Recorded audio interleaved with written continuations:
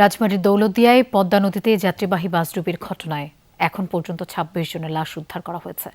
পরিবারের কাছে ২৩ জনের মরদেহ হস্তান্তর করা হয়েছে।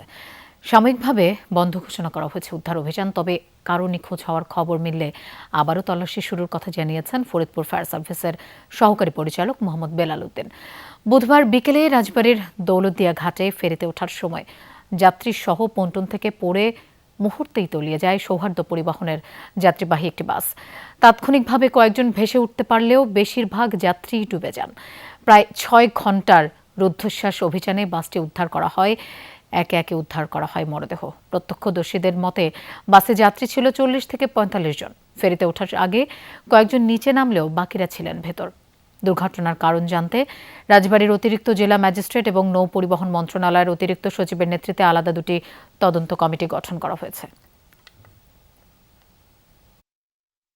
আমরা লাশগুলো দাফন করার জন্য জেলা প্রশাসন থেকে একটা আমরা ২৫,০০০ টাকা করে শুধুমাত্র দাফন করার জন্য, আর ইনস্ট্যান্ট মানে একেবারে প্রাথমিকভাবে আহত কেউ থাকলে তাকে ১৫,০০০ টাকা করে সহায়তা দেওয়া হবে। যারা নিখোঁজ আছেন তারা স্থানীয় টিওন অফিস আছেন, কারণ বিভিন্ন থানার যাত্রী সাধারণ ছিলেন বাসের মধ্যে।